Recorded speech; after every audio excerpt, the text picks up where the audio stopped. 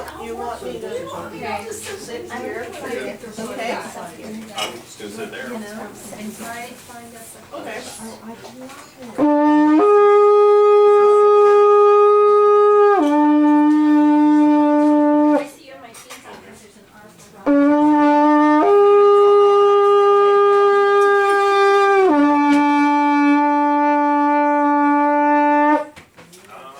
Hallelujah. Shabbat Shalom, everyone. Welcome to the Miqra. Come on back, everyone. We're going to get started with a new teaching today. But we are the Miqra. We promote. Well, I mean that's the label that we call ourselves. I guess that was my choice. We didn't take a vote on it. I just started calling us the Miqra. So anyway, so the Miqra, the goal of the Miqra is to make the Old Testament come alive, and also to make the New Testament come alive, because it's in combination. Those two put together, when we understand the one from the other, the old with the new with the old, that's when it all comes to life. And that's when we get a true understanding of the plan of Elohim for us. And, questions like, why did the Messiah have to die? Those things are answered when we fully understand the backdrop of the New Testament, which is the Torah and the prophets and the writings. And so, again, welcome to the Miqra. We're going to embark today upon a teaching that I have long been promising, and it's a difficult study, and I'm talking about the book of Galatians. Today we're going to have an introduction to the book of Galatians. The subtitle of today's teaching is The Problem with the Pharisees. Although if I were to subtitle the book of Galatians, I would call it The Conflict Between the Two Torahs. There is so much confusion about the book of Galatians in the Christian church, even in the Messianic world, Hebrew roots fellowships, where people misunderstand what Paul's talking about. And it's because Paul is difficult to understand. It's like what Peter said in his letter, that some of the things that Paul wrote are difficult to understand, which ignorant and unlearned people distort to their own destruction.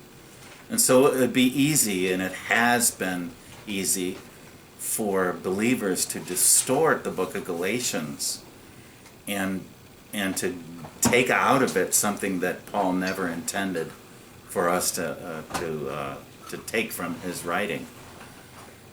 And so the book of Galatians is controversial. It needs to be explored. Since we began the Miqra over at the Upper Room Chapel, what was that? Is that 3.5 years ago now? Yeah.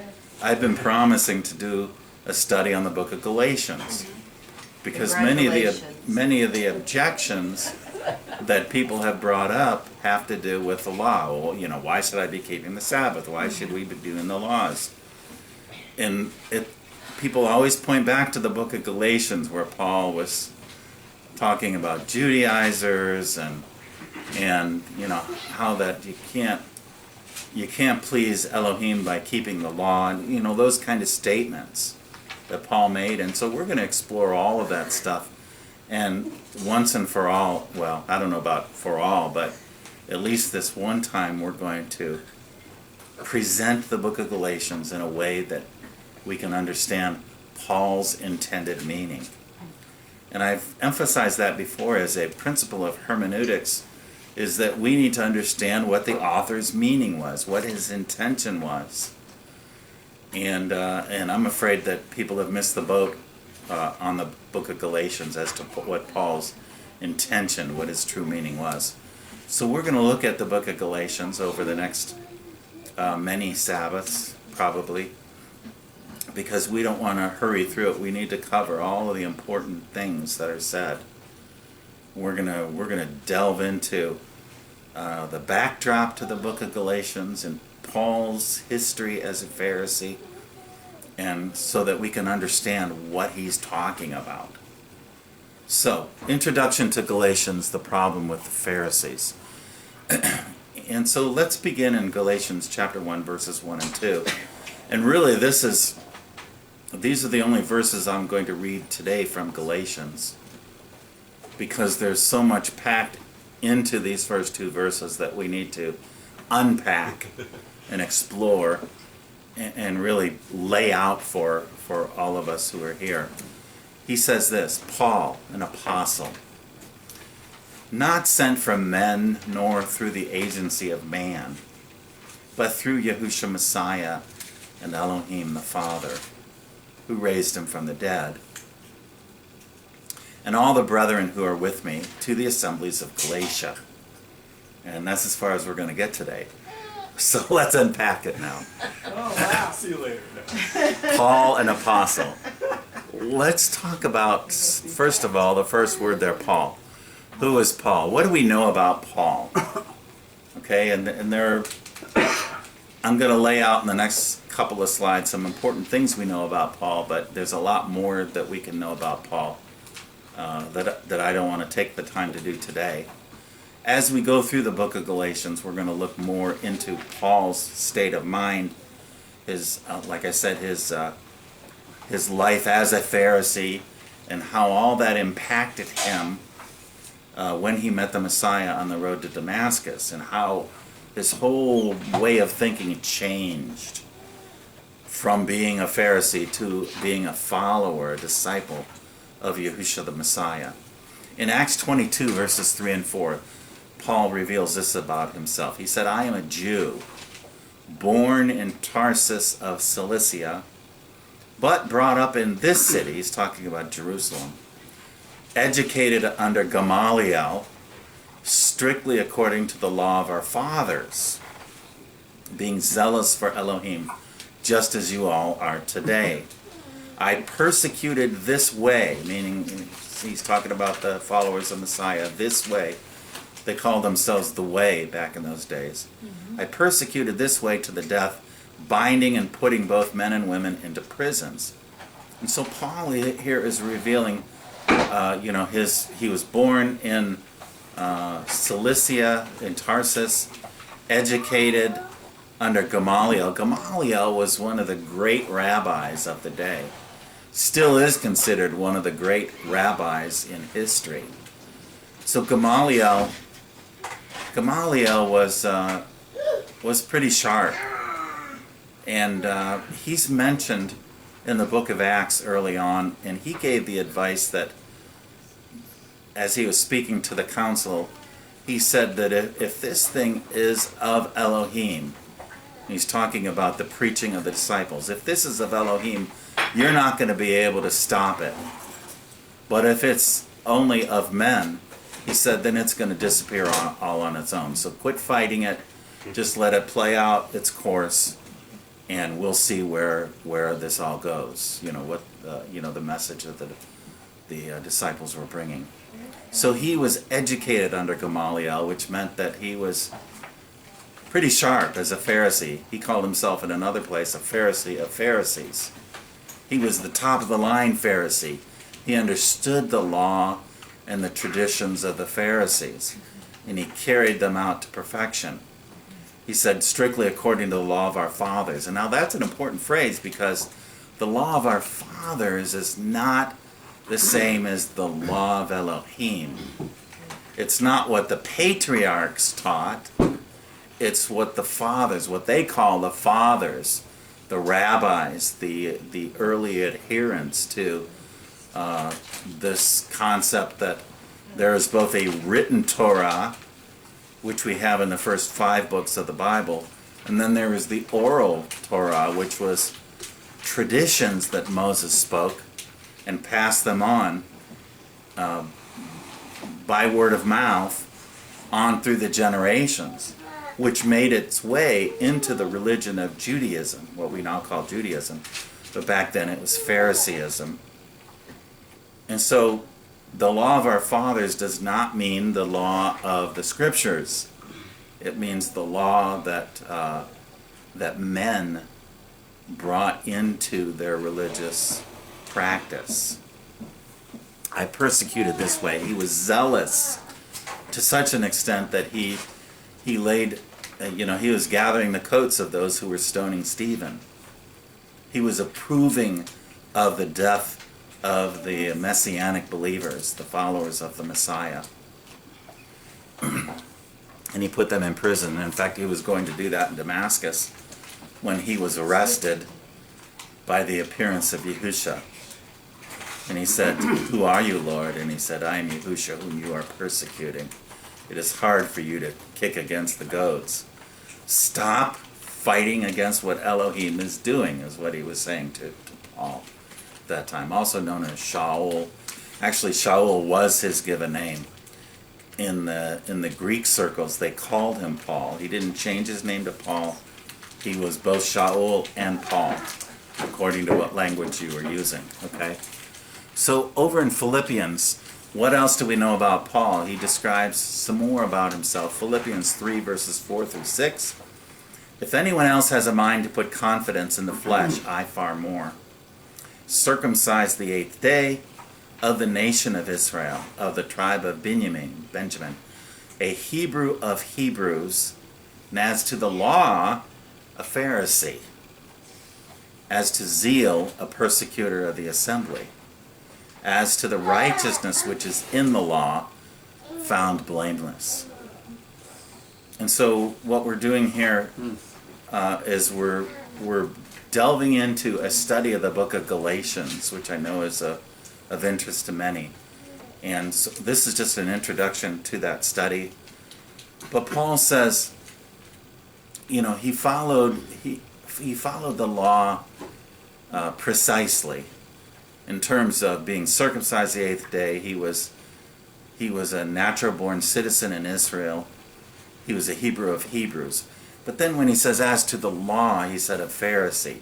In other words, he followed the Pharisaic interpretation of the law, which again included oral law, which is now found in the Mishnah and in other Jewish writings and sources.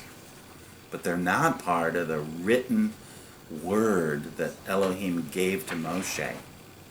They are oral traditions. As to zeal, again, he persecuted the church, the assembly.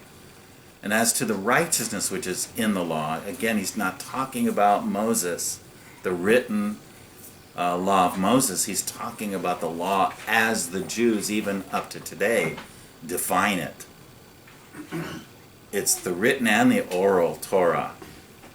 And this is the whole basis of the book of Galatians, is that Paul is communicating the difference between the written law and the oral law, and how they're not the same at all, but they lead to different ends. They lead to different destinies. In Acts 23:6, Paul says, "But perceiving that one group were Sadducees and the other Pharisees." Oh, he was standing before a crowd of people, and he noticed that there were Sadducees and Pharisees in the group accusing him. And it says that Paul began crying out in the council, "Brethren, I am a Pharisee, a son of Pharisees.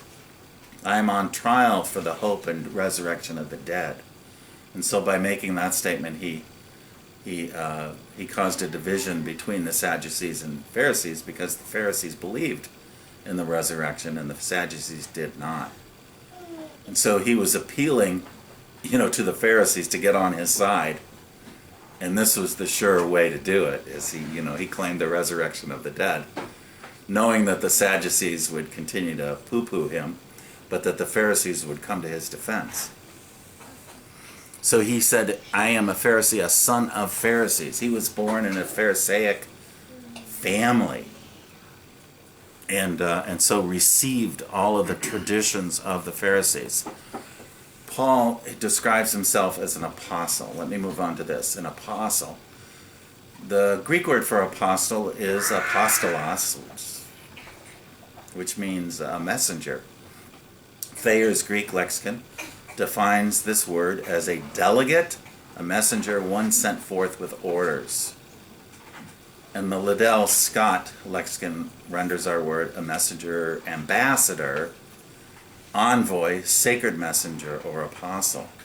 And some of our modern English translations, like the Scriptures version, and there are a couple others, usually use the word emissary in place of this word apostolos. It's just one sent with a message. In the Hebrew language, mind and culture, the shaliach, which is the Hebrew equivalent to the Greek word apostolos, a shaliach is a sent one or emissary. From the Hebrew shalach or shaliach, the shaliach is a sent one. From the root word shalach, which means to send away or to let go. There are other derivatives of the word shalach that give you the same idea of some extension.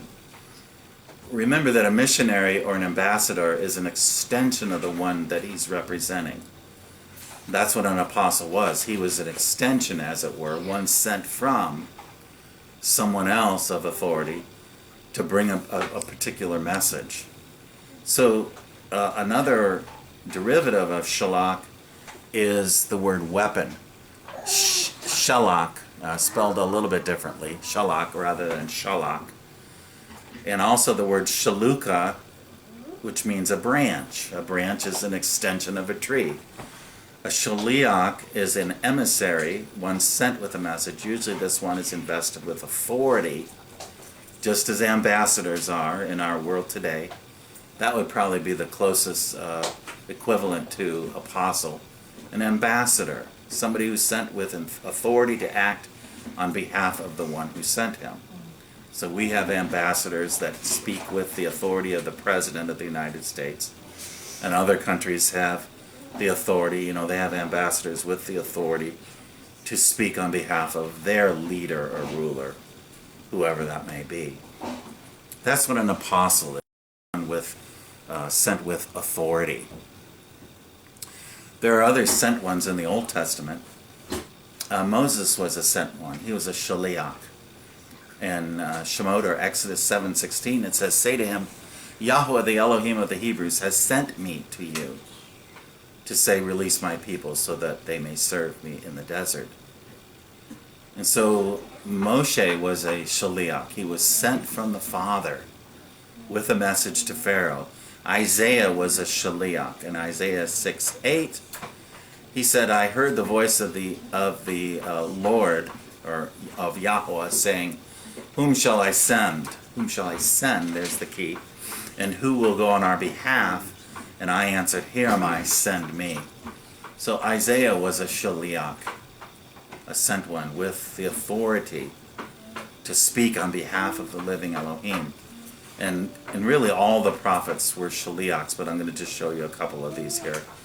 Jeremiah 1:7, "Yahweh said to me, do not say I am too young, but go to whomever I send you, and say whatever I tell you." Again, the same idea there is that he was given the authority to speak on behalf of Elohim to the people, wherever Elohim sent him. Ezekiel 3:5, "For you are not being sent to a people of obscure speech and difficult language, but to the house of Israel." Not to many peoples of obscure speech and difficult language, whose words you cannot understand. Surely if I had sent you to them, they would listen to you. And so Ezekiel was a shaliach as well. And Malachi 4:5, "Look, I will send you Eliyahu the prophet before the great and terrible day of Yahweh comes." So all these people that the Father gave a message to, the prophets of the Old Testament, they were all sent with a message carrying the authority of Elohim. And this is why the writings of these prophets are in our scriptures, is because they carry the authority of Elohim. When he said, "Thus says Yahuwah," that's exactly what Yahweh said. And Yahweh gave us the law through Moses. But he also gave additional information, actually a lot of additional information, through his prophets and through the writings to the people that he spoke with directly. And they conveyed those messages and those words verbatim from the Creator Elohim. So when Paul talks about himself as an apostle, we need to keep this in mind. It wasn't just like a New Testament thing where he was sent by the other disciples to carry a message. He was sent by the Father himself through the Son, because the Son was sending him out after Yahushua had revealed himself to Paul. He sent him out with a message. He was going to be an apostle to the Gentiles. Messiah himself was a sent one, in Lazarus of the 4th Gospel, 12:49. For I have not spoken from my own authority. There's the authority again. But the Father himself who sent me has commanded me what I should say and what I should speak. And so it is with all the prophets, that the Father sends them in his own authority with a message of truth. Deuteronomy 18:18 tells us about a true sent one. It gives us some guidelines about who the true sent one is. I will raise up a prophet like you, he's speaking to Moshe, for them, like you for them, from among their fellow sons of Israel. I will put my words in his mouth, and he will speak to them whatever I command. I will personally hold responsible anyone who then pays no attention to the words. That prophet speaks in my name. And of course here, the scripture is talking about the Messiah himself, although it could be interpreted as any of the other prophets that were sent with a message from Yah, because they were all like Moshe in that they were sent ones and that they carried the authority of the living one and the words that the living one had spoken. In verse 20, Deuteronomy 18:20, but if any prophet presumes to speak anything in my name that I have not authorized him to speak, or speaks in the name of other Elohim, that prophet must die. Wow. So authority is really important here. People that speak with the authority of Elohim ought to be very careful that they're not speaking their own words or attributing to Elohim something that he has not said, because there's a price to pay. That prophet must die was the bottom line to the price to be paid. So the true prophet is always going to speak according to the word of Yahweh. And again, Paul is claiming to be the Shaliach. He comes with the authority of Elohim, and he has to tell the truth. In these, let me just move on. Jeremiah 1, verses 4 through 10. I want to look at the message of a sent one. Just to cover, we're covering the bases here. We're unpacking the first 2 verses of Galatians. He said, Paul, an apostle. What's the message of an apostle? So that we understand going forward, what Paul's message has to be. It has to be aligned with what all of the other apostles, what all the other prophets and sent ones have spoken from the mouth of Yahweh. Yahweh said to me, this is Jeremiah 1, 4 through 10. Yahweh said to me, before I formed you in your mother's womb, I chose you. Before you were born, I set you apart. I appointed you to be a prophet to the nations. I answered, Oh, Adonai, or Lord Yahweh, I really do not know how to speak well enough for that, for I am too young. And Yahweh said to me, do not say I am too young, but go to whomever I sent you, and say whatever I tell you. Do not be afraid of those to whom I send you, for I will be with you to rescue you, says Yahweh. And then Yahweh reached out his hand and touched my mouth and said to me, I will most assuredly give you the words you are to speak for me. Know for certain that I hereby give you the authority to announce to nations and kingdoms that they will be uprooted and torn down, destroyed and demolished. rebuilt and firmly planted. So this was all from Yahweh. And Jeremiah faithfully replicated these words when he spoke to the people. These are the words that the Father had given him to speak. So now the test of a prophet. There are two tests here in Devarim or Deuteronomy 18. The first is in verses 21 and 22. It says, "Now if you say to yourself, how can we know? How can we tell that a message is not from Yahweh? Whenever a prophet speaks in my name and the prediction is not fulfilled, then I have not spoken it. The prophet has presumed to speak it, so you need not fear him." So test number one is, does the prediction get fulfilled? If it's not fulfilled, then that person was not a prophet. And we have to be careful with that one because we know that not everything the prophets predicted has yet come to be fulfilled. Some of the things have, and some of them are yet for a future time. So we need to kind of navigate through that test and not discount somebody if their prediction isn't fulfilled yet. But if the opposite of what their prediction is comes to pass, then that person's not a prophet, I think it goes to say. So test number two. In Deuteronomy 13:1, suppose a prophet or one who foretells by dreams should appear among you and show you a sign or wonder, and the sign or wonder should come to pass concerning what he said to you. Namely, and this is what the person says to you, let us follow other Elohim. Elohim whom you have not previously known, and let us serve them. You must not listen to the words of that prophet or dreamer, for Yahweh your Elohim will be testing you to see if you love him with all your mind and being. And so, if somebody that claims to be a prophet is telling us to worship in some other way, to worship other Elohim or not according to the instructions of Scripture, then that person is not a true prophet. He's not truly a sent one, a shaliach, come from Elohim. So again, we apply this to Paul when he claims to be a shaliach.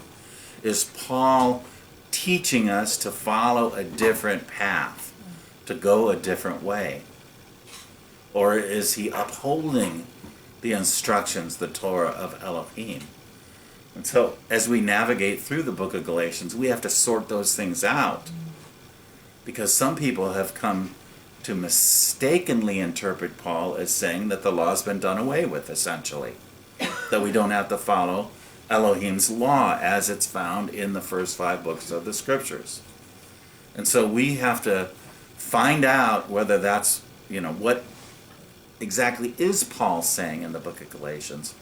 That's going to clarify all the questions and all the doubts that we've had about the book of Galatians, and about whether we should be following a Jesus that tells us that his Father's law has been done away with, and we should be just following a law of love, whatever that means to you. This is all going to come clear as we go through Galatians. The test of a prophet. You must follow Yahweh your Elohim and revere only him. Hallelujah. And you must observe his commandments, obey him, serve him, and remain loyal to him. Hallelujah. As for that prophet or dreamer, he must be executed because he encouraged rebellion against Yahweh your Elohim, who brought you up from the land of Egypt, redeeming you from the place of slavery. And because he has tried to entice you, this false prophet tried to entice you from the way Yahweh your Elohim has commanded you to go. And in this way you must purge out evil from within. If Paul really is teaching us a different law, then Paul has to go. But is Paul really teaching us a different way? Or have we just misunderstood Paul because he's difficult to understand? Of course, I would submit to you the latter, that we have misunderstood Paul. And so that's our goal in the book of Galatians, is to mine, and by that I mean dig out all the truths that Paul is trying to convey through, the writing of this letter. It's the conflict between the two Torahs. Is the word of Elohim true, or is the oral tradition and laws of men true? And can that bring us into favor with Elohim such that we can be saved and delivered through the obedience to the oral Torah, through the man-made laws? And I think that question, at least in this crowd, I think it's pretty obvious that, it's the word of Elohim that's true, not the man-made laws and traditions. But we're going to, again, unpack that. I mean, there's a lot more to be said about this that I'm not going to cover today in this introduction. The Pharisees. Paul called himself a Pharisee. What is a Pharisee? From the Greek word pharisaios. He's a member of the sect or party of the Pharisees or rabbinic writings.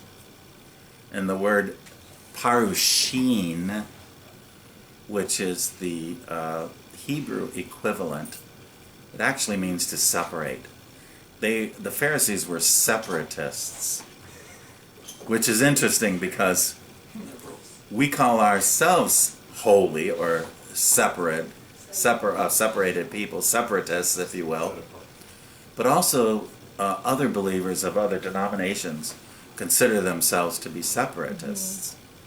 I know that there's a particular denomination that I came from that refer to themselves as separatists. And they mean the best by that, that they're separated from, Judaism and Judaizing, and those kind of things. And so it's interesting that the Pharisees were separatists.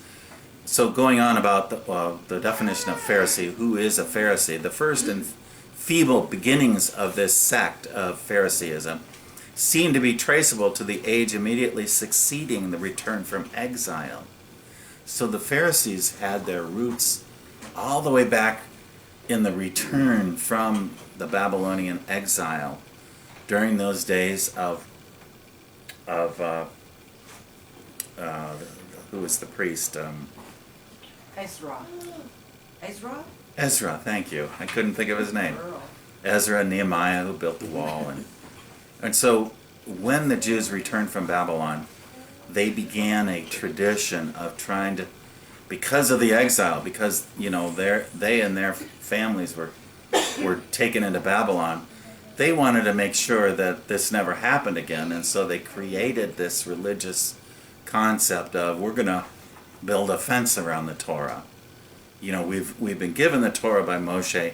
We're going to build a fence around it, meaning we're going to institute additional laws and instructions so that we don't even come close to breaking the actual laws that were given to Moses. So they built this fence, which consisted of additional traditions and laws and enactments by the rabbis and by the Pharisees. And I find it interesting that this occurred right after the return from the exile. Can you tell me what period of time that was? Like 500 BC, before the Common Era, BCE, which is the more acceptable way of dating time.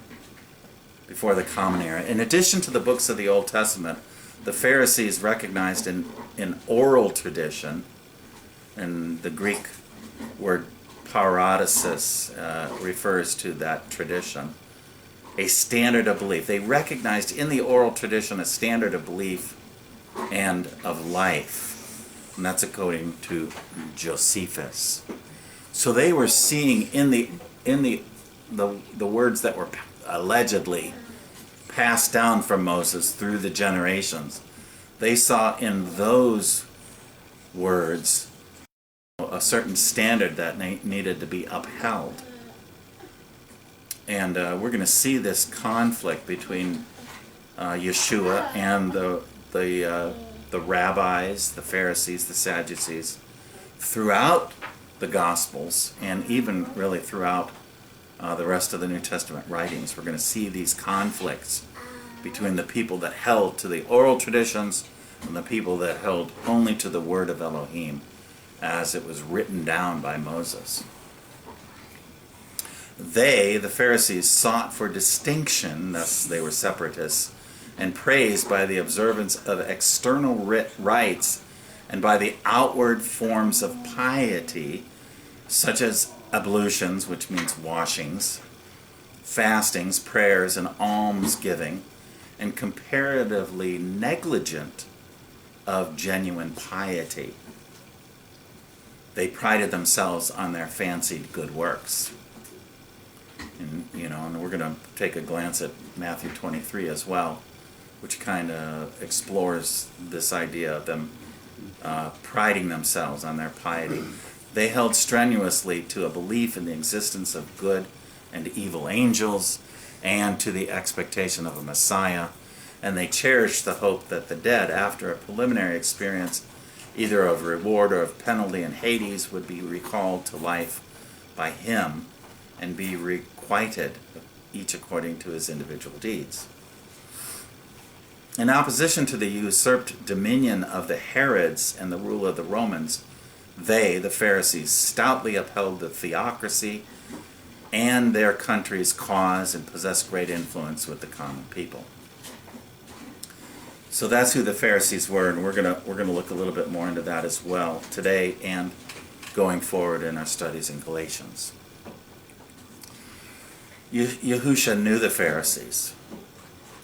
So I just briefly want to go over a couple of quick passages that showed how that Yahushua was keenly aware of the Pharisees and their teachings. Remember that he said, beware of the leaven of the scribes and Pharisees. The disciples didn't know what he was talking about, and then he later explained that he was talking about their teachings. The leaven of the Pharisees is the teaching of the Pharisees, and so Yahushua the Messiah was constantly making aware to his disciples that the Pharisees were not to be followed in their teachings.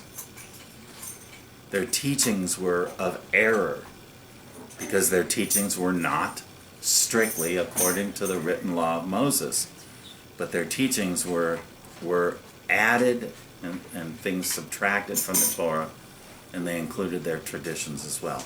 So taking us back to Luke chapter 2, when Yahushua was a child, I want to make a statement here that I think is really interesting, and you can ponder on it. It says, now his parents went to Jerusalem every year at the feast of the Passover, and when he became 12 is an interesting year because this is usually the year of the bar mitzvah, when a male child is considered now to be an adult and is able to interact with the adults in the congregation and read Torah and share thoughts and opinions about Torah, interpretations about Torah. So he was 12 at this time, and so it says they went up according to the custom of the feast, and as they were returning after spending the full number of days, the boy Yahushua stayed behind in Jerusalem, but his parents were unaware of it. But supposed him to be in the caravan and went a day's journey, and they began looking for him among their relatives and acquaintances. And when they did not find him, they returned to Jerusalem looking for him. And now here's an interesting statement. And then after 3 days, they found him in the temple, sitting in the midst of the teachers, because he was now bar mitzvahed. He was now a son of the covenant, and he was permitted now to interact with the leaders of the congregation. He sat in the midst of the teachers, both listening to them and asking them questions, and all who heard him were amazed at his understanding and his answers. And so Yahushua knew who the Pharisees were and what their teaching was all the way back at the age of 12, because he interacted with them. He listened to them, he asked them questions, and they were astonished that he had such understanding of the scriptures. He went up every year. So take us forward about 18 years when he was an adult and he began his public ministry. he had been going up to Jerusalem every year. And we can, I think, presume with some degree of accuracy that he was constantly in conversation and debate with the Pharisees. He knew their teachings. And they knew him as well. They knew him. And so when we're brought into the Gospels, right into the conflicts between Yahushua and the Pharisees, there was a whole, 18 years of background to those controversies. And so Yahushua was addressing them. He knew the stubbornness of their ways and that their teaching was in error. It was, he called it leaven again. And so Yahushua knew the Pharisees. And this is the basis for many of the things that he did which conflicted with the Pharisees. Luke 3, 7 and 8. I want to look at Yochanan and the Pharisees because we're gonna see another aspect of Phariseeism that we need to be aware of. It says, so he, that is John the Baptist, began saying to the crowds who were going out to be baptized by him, you brood of vipers, who warned you to flee from the wrath to come. Therefore bear fruits in keeping with repentance, and do not begin to say to yourselves, we have Abraham for our father. For I say to you that from these stones Elohim is able to raise up children to Abraham. And it says he's talking to the crowds here, but who did the crowds learn this from? They learned whatever they knew, they learned from the Pharisees. It was the Pharisees who were claiming special privilege because they were descendants of Abraham. Okay? Again, in the fourth gospel, Lazarus chapter 8, Yahushua was saying to those Yehudim who had believed him, if you continue in my word, then you are truly disciples of mine, and you will know the truth, and the truth will make you free. And they answered him, we are Abraham's descendants, and have never yet been enslaved to anyone. How is it that you say you will become free? And so again, they're claiming special privilege because they're descendants, physical, genetic descendants of Abraham. And it says, Yahushua answered them, truly, truly, I say to you, everyone who commits sin is a slave to sin. The slave does not remain in the house forever. The son does remain forever. So if the son makes you free, you will be free indeed. I know that you are Abraham's descendants. I know that you're Abraham's descendants. And yet you seek to kill me, because my word has no place in you. And he goes on to say, Abraham wouldn't have done that. Abraham wouldn't have been trying to kill me, because before Abraham was, I am, as it turns out. He said. The Pharisees also claimed, I'm going to finish off that thought and just right after this slide. The Pharisees also claim Moses as being descendants of Moses. In Lazarus 9, he answered them, I told you already and you did not listen. Why do you want to hear it again? Oh, this is the blind man. They asked him, tell us your story again. How did you become healed of your blindness?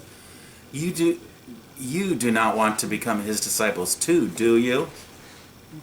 And they reviled him, the Pharisees and the Sanhedrin reviled him and said, you are his disciple, but we are the disciples of Moshe. We know that Elohim has spoken to Moshe, but as for this man, we don't even know where he's from. And so again, they're claiming special privilege because they were disciples of Moses. And by the way, being a disciple of Moses doesn't just mean that they believed in the 5 books that are attributed to Moses. They actually attributed to Moses a whole bunch more. All of their teachings, additional traditions and enactments were all claimed to be from Moses, even though they weren't. So they claimed Moses. The Pharisees claimed these genetic connections. The Pharisees thought that their genealogy through Abraham and Moses merited them favor with the living Elohim. But listen to what Yahushua said in the 4th Gospel, chapter 1. Again, verses that we're all so familiar with. He said, John's writing about him. He says, he writes, he came to his own, and those who were his own did not receive him. But as many as received him, to them he gave the right, the authority, to become children of Elohim, even to those who believe in his name, who were born not of blood. It's not about genetics or blood, nor of the will of the flesh, nor of the will of man, but of Elohim.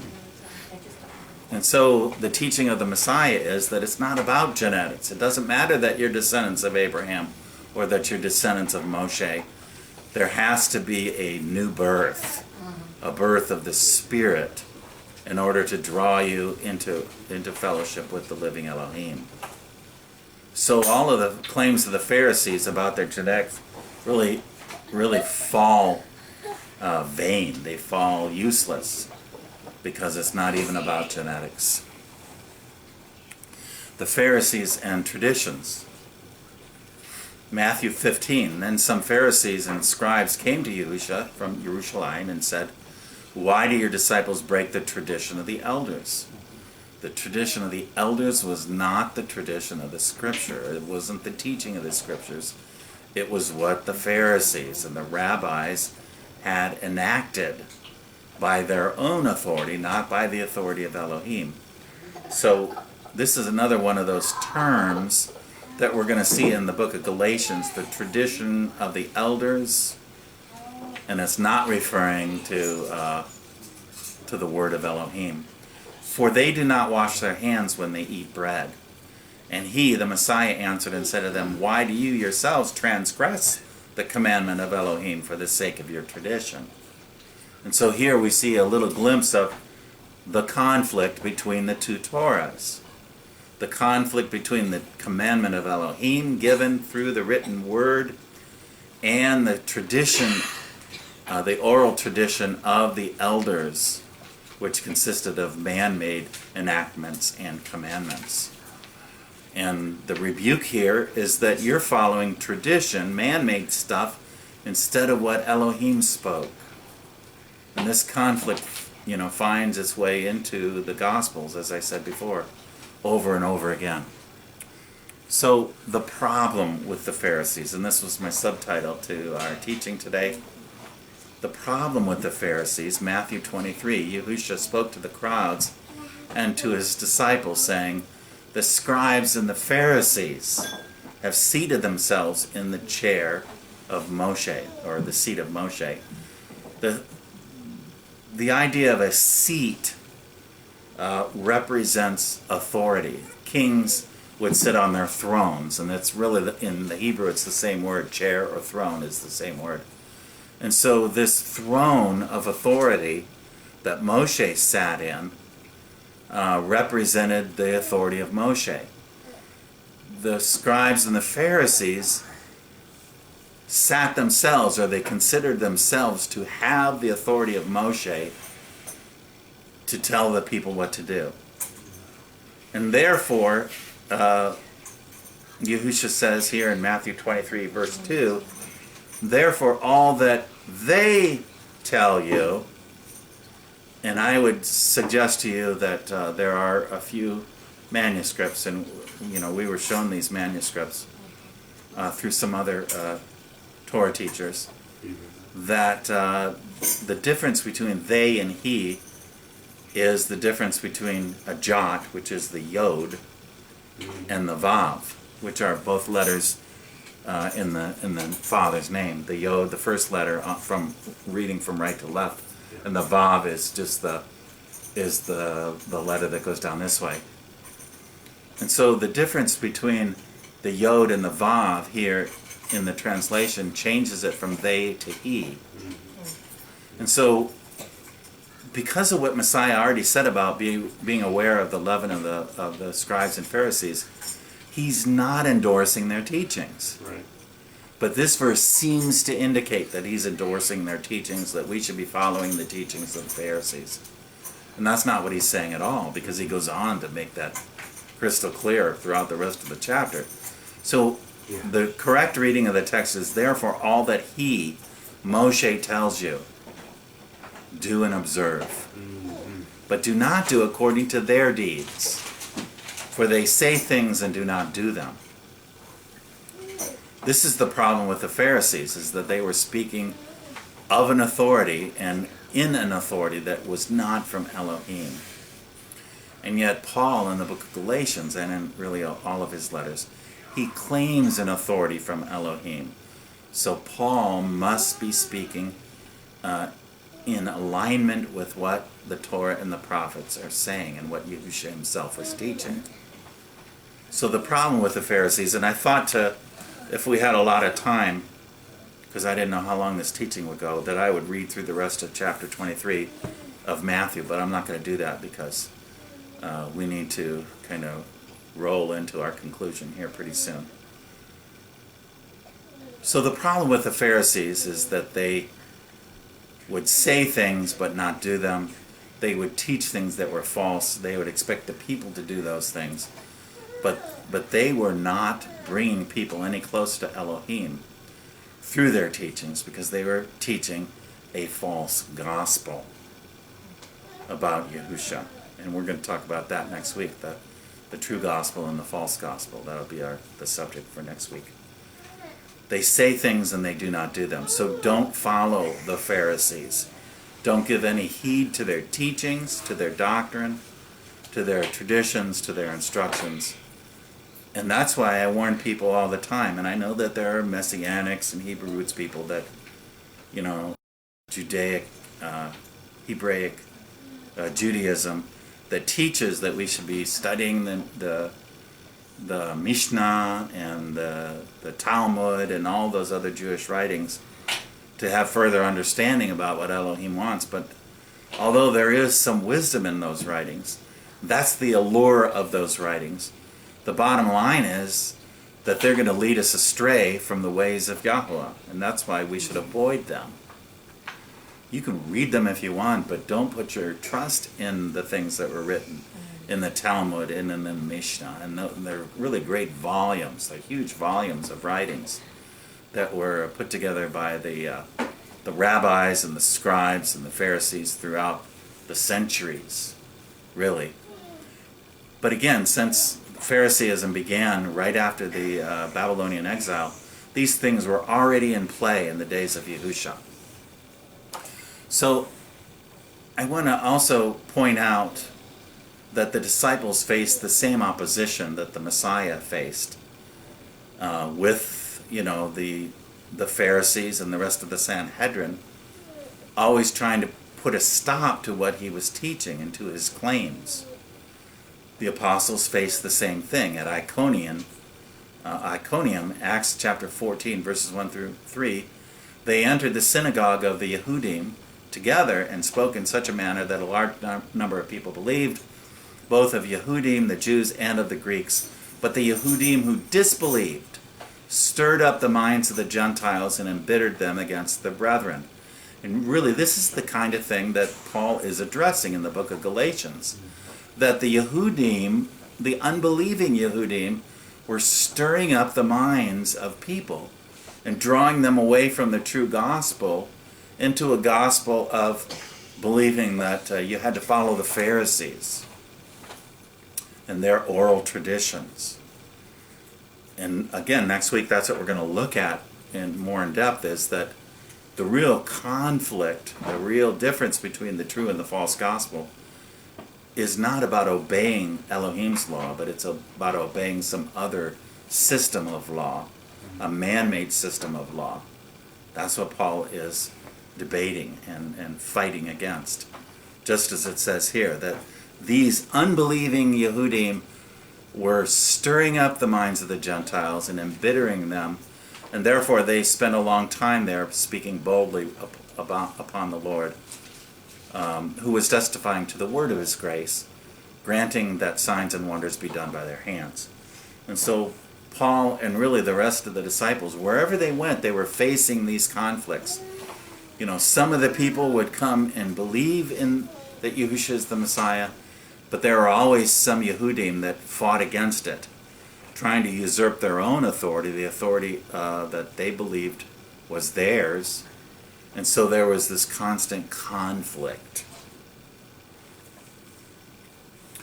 The message, now next it says it's to the Galatians, and we're going to kind of finish up on this thought. Let me go back to the beginning. First verses here. Paul, an apostle, not sent from men nor through the agency of man. You know, and that has additional meaning now that we went through what we talked about already today. Not through the agency of man. It's not about man's laws and traditions and customs and the things that they enact, but it's through Yahushua Messiah and Elohim the Father.